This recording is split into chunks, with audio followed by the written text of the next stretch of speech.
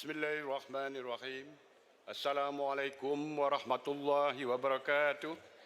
Yang berbahagia, Datuk Seri Timbalan Pengurusi Tetap, Yang amat berhormat Datuk Seri Dr. Ahmad Zahid Hamidi, Presiden UMNO,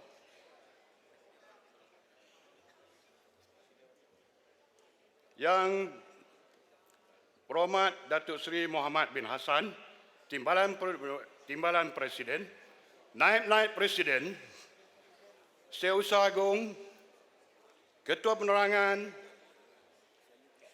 Ketua Wanita, Ketua Pemuda, Ketua Puteri. Yang berhormat Datuk-Datuk, Tan Sri, Tuan-tuan dan puan-puan, Ahli Majlis Kerja Tertinggi. Tuan-tuan dan puan-puan, para perwakilan yang saya hormati sekalian. Alhamdulillah, syukur kita kehadrat Allah Subhanahu Wa Taala. Pada hari ini adalah merupakan hari yang terakhir kita akan berada di Dewan ini untuk persidangan Agung UMNO bagi tahun 2023. Datuk Seri Timbalan Pengurusi Tetap, saya Zaini bin Meh Husin, Setiausaha UMNO Bahagian Padang Besar, mewakili Badan Perhubungan UMNO Negeri Perlis. Bila bercakap berkenaan dengan Badan Perhubungan UMNO Negeri Perlis, saya ingin merakamkan ucapan terima kasih kepada yang berbahagia Datuk Rozabil bin Abdul Rahman, Pengurusi Badan Perhubungan UMNO Negeri Perlis, dan juga staf kepimpinan UMNO, kepimpinan Perhubungan UMNO Negeri Perlis yang memberi peluang kepada saya pada hari ini untuk berucap mewakili Badan Perhubungan UMNO Negeri Perlis. Tuan-tuan dan puan-puan, para perwakilan yang saya hormati sekalian. Saya akan bercakap beberapa perkara berkenaan dengan ucapan dasar Presiden pada kemarin Jumaat 9 Jun 2023. Berikutan keputusan pilihan raya umum yang ke-15 yang tidak memihak kepada kita, yang hanya memenangi 30 daripada 222 kerusi. Cuba tuan-tuan dan puan-puan bayangkan, hanya 13.51% sahaja yang kita kuasai di Parlimen. Ini fakta yang perlu kita terima walaupun agak pahit. Rentetan daripada peristiwa itu, UMNO perlu mencari formula baru untuk menjadi lebih relevan dan kembali diterima oleh rakyat. Sekitar tahun 60-an hinggalah kepada awal tahun 2000, kalau setiap kali pilihan raya dan pilihan raya kecil, Barisan Nasional yang ditunjangi oleh UMNO pasti akan memenangi pilihan raya tersebut.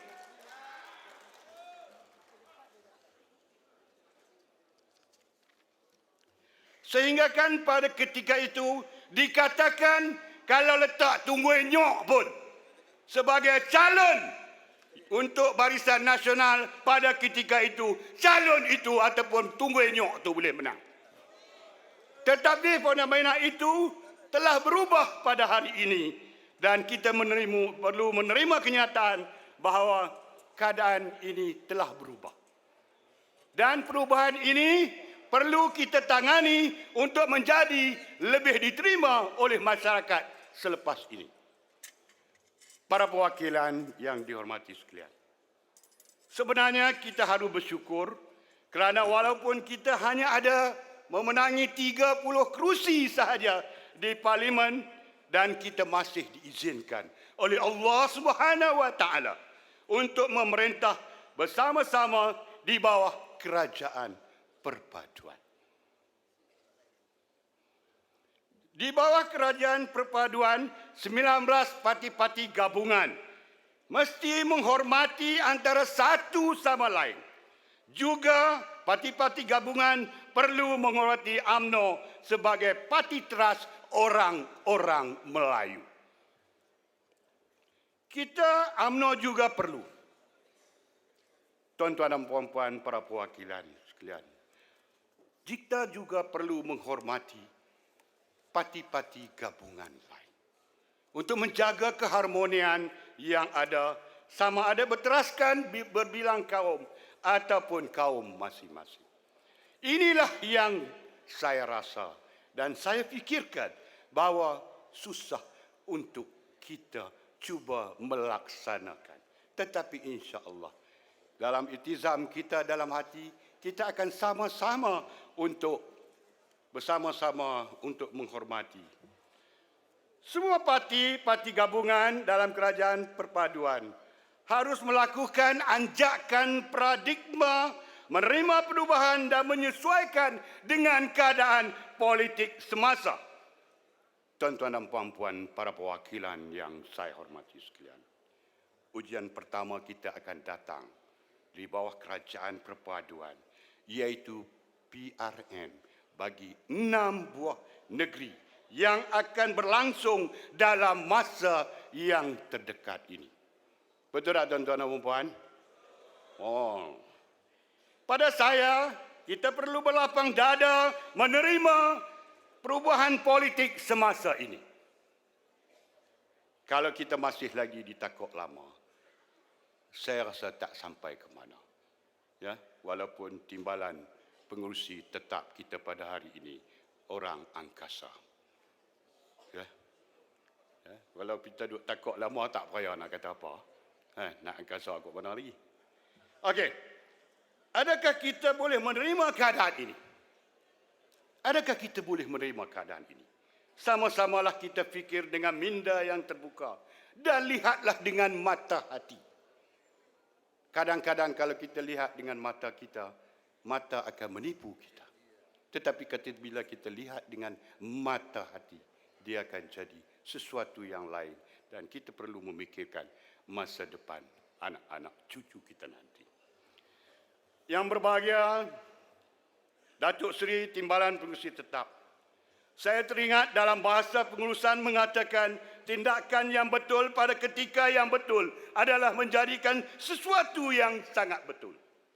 Tindakan yang betul pada ketika yang tidak betul akan menjadikan ianya tidak betul. Tindakan yang kurang popular pada masa dan ketika yang betul akan jadi betul. Dan sebenarnya ini yang telah dilakukan oleh Yang Amat Berhormat Datuk Seri Dr. Ahmad Zahid Hamidi, Presiden UMNO kita pada hari ini, sehingga kekal masih lagi kita UMNO boleh berada bersama dengan kerajaan perpaduan untuk memerintah. Satu tepukan yang gemuruh kepada Yang Amat Berhormat Datuk Seri Ahmad Zahid Hamidi, Presiden kita. Dalam kerajaan perpaduan, UMNO mesti bertindak mempertahankan segala kepentingan agama, bangsa dan negara. Para perwakilan yang dihormati sekalian, setelah kita berada dalam kerajaan perpaduan dan bersesuaian dengan kita baru sahaja selesai melakukan pemilihan kepimpinan di peringkat MKT bahagian dan cawangan. Harapan kita ianya akan menjadikan lebih baik dan melakukan pemilihan yang terbaik, dan apa yang telah pun kita lakukan itu jadikanlah ianya seperti biduk lalu kiambang akan bertaut kembali. Saya tahu saya juga berada di peringkat bahagian, di peringkat cawangan, di peringkat negeri dan sebagainya. Pergeseran berlaku, pemilihan walaupun bukan pertandingan, tetapi kita memilih antara yang terbaik daripada yang baik. Tetapi apakan daya bila berlawan ataupun melakukan pemilihan begini, pasti sudah tentu kita akan berlaku pergeseran-pergeseran kecil. Tetapi apa yang saya harapkan, bahawa ianya akan kembali menjadi lebih baik daripada dahulu. Di peringkat Majlis Kerja Tertinggi, adalah diharapkan ahli-ahli Majlis Kerja Tertinggi yang berada di atas pentas pada ketika ini, bukan saya ingin mengajar, tetapi saya ingin memberi sedikit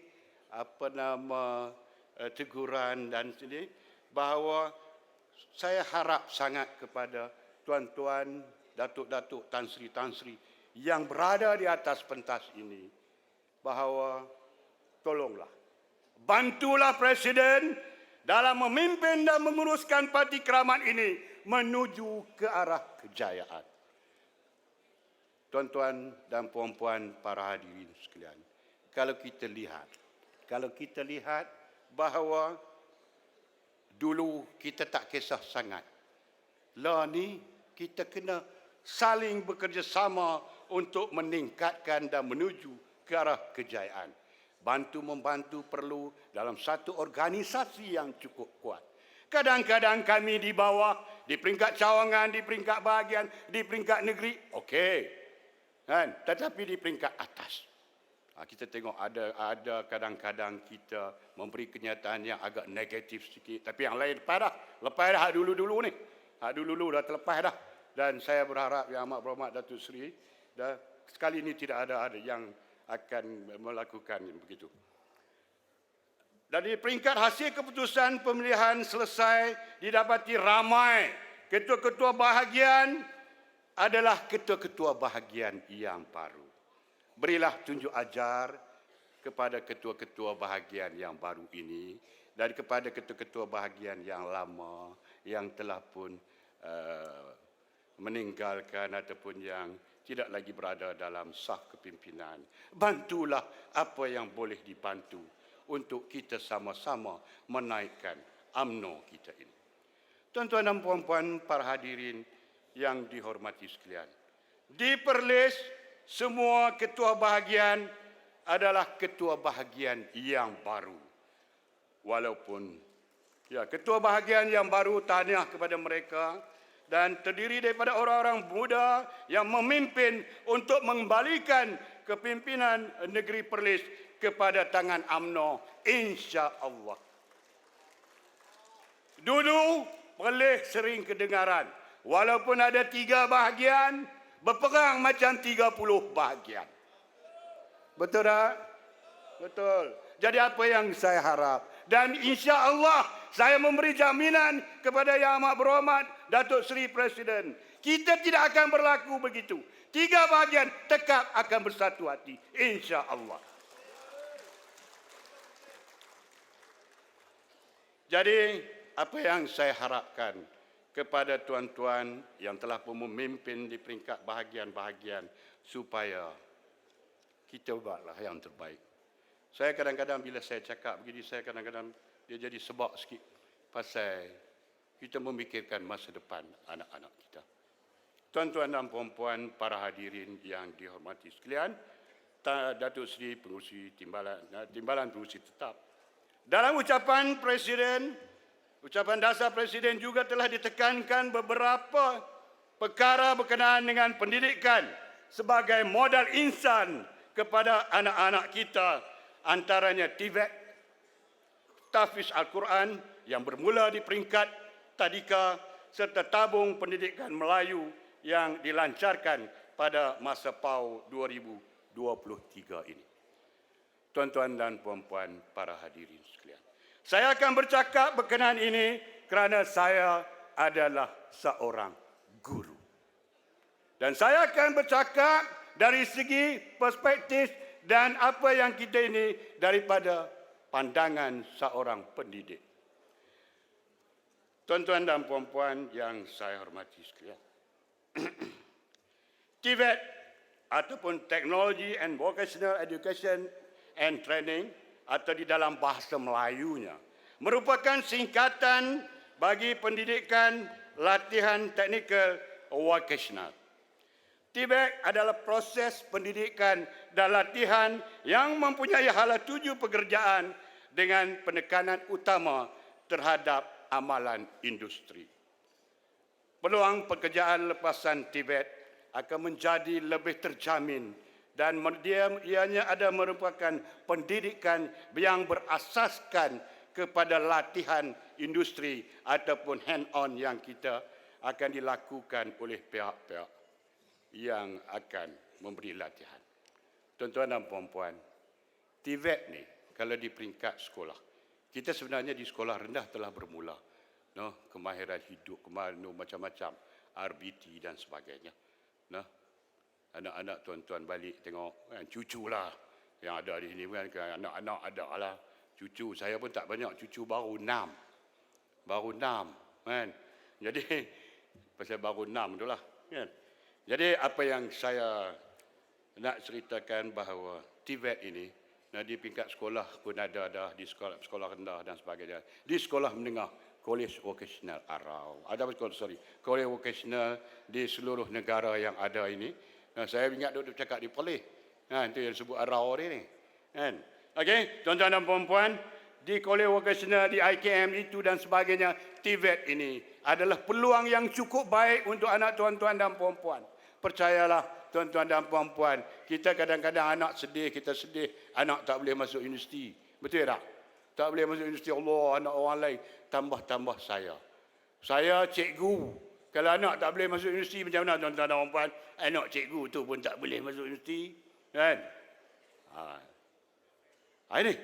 Tetapi, tuan-tuan dan puan-puan, kita kena tengok anak kita di mana.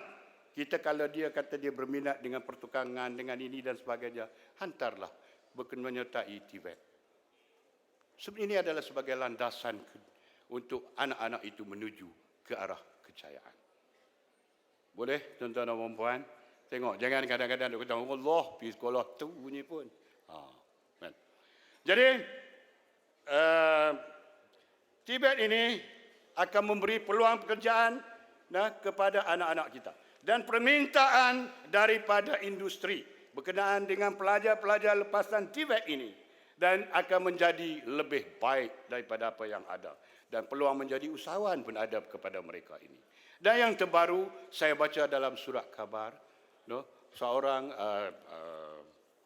anak didik yang berada di kursus TVET dan sebagainya, sampai ke boleh menjadi guru, jadi macam-macam lagi dan di dalam kerajaan dan sebagainya. Kadang-kadang kita dicerita dia. Kita dia kerja biasanya. Nak kerja dengan kerajaannya, tak payah saya pun kerja kerajaan juga kan. Nak kerja dengan kerajaan saja. Betul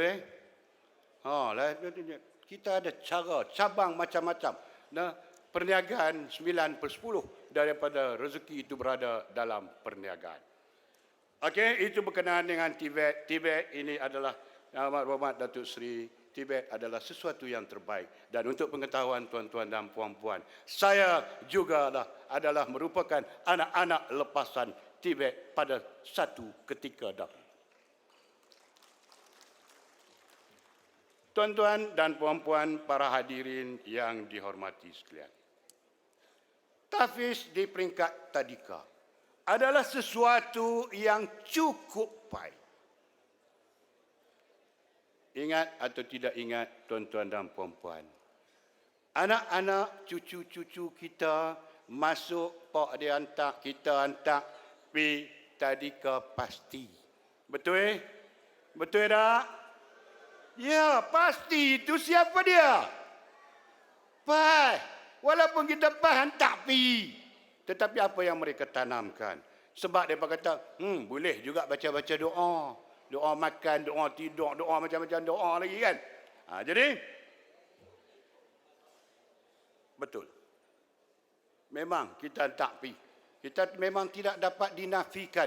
Kurikulum dia macam tu. Mereka tak kira dah, mereka ajak lah. Tetapi dalam masa yang sama, mereka telah pun ataupun mereka ini telah pun menanamkan dasar ataupun kebencian mereka kepada parti UMNO lah pada masa itu dulu kan. UMNO ya, mereka tak kira rakyat tu ya. Muka lain, UMNO aja musuh yang sebenarnya. Dan kita nak buat ini, tahfiz di peringkat tadika ini memang cantik. Tapi apa yang saya nak memberi cadangan, ini hanya cadangan. Pengajar yang akan dipilih untuk mengendalikan kelas-kelas tahfiz kita ini di peringkat tadika mestilah orang yang berlatar belakangkan kepahaman UMNO. Jangan pi saya tahu sebab saya guru dan juga merupakan kepimpinan di peringkat sekolah. Noh. Depan kita okeylah, lagi belakang. Kan? Nak jaga 60 70 orang, kita nak jaga macam mana, bukan jaga 2 3 orang, anak 5 orang tak boleh nak jaga. Dia kena fikir. Kan? Jadi apa yang kita kena fikirkan, bahawa kita kena fikirkan pengajar itu, kita kena tengok betul-betul mereka ini dan kita buatlah pemilihan yang cukup cantik. Jangan kita jadikan bahawa kita buat yang ini cantik, tapi kita telah menyediakan senjata untuk mereka ini akan menentang dan melawan kita pula satu hari nanti. Jadi tuan-tuan dan puan-puan, para hadirin, para perwakilan yang saya hormati, sebenarnya kita ini banyak dah duk buat. Banyak dah hak jenis sedia buat, kita buat cantik, kita bayar gaji kita yang ni, tapi kita sebenarnya memberikan peluang kepada orang-orang yang rasanya tidak berada dengan kita, dan masa itu dia akan jadi, selepas itu dia akan menjadi penentang kita yang akan lebih bahaya lagi. Kita tengoklah sekarang. Hak lompat pergi sana, lompat pergi sini semua. Hak parti-parti lain hak ditubuhkan selepas mereka keluar dari UMNO ni, siapa dia? Orang-orang kita, betul tak? Kawan-kawan kita dulu. Dan saya ingat pesanan orang tua-tua. Dia katakan bahawa kawan yang paling baik adalah musuh yang paling bahaya. Sebab dia tahu. Betul tak? Dia tahu dah kita ni kawan dengan siapa. Kelaku kita kok mana. Kan? Jadi ini yang kita kena fikirkan. Jangan jadi kita menyediakan orang yang akan melawan kita nanti. Tuan-tuan dan puan-puan, para hadirin dan perwakilan yang saya hormati sekalian. Wakil Perlis, masa ada sikit lagi, tolong gulung. Nak kena gulung lah, tak apa kita gulung lah. Kita gulung. Okey. Tabung pendidikan Melayu adalah sesuatu yang cukup baik. Kalau kita tengok anak-anak yang nak pergi mengaji, nak pergi belajar dan sebagainya.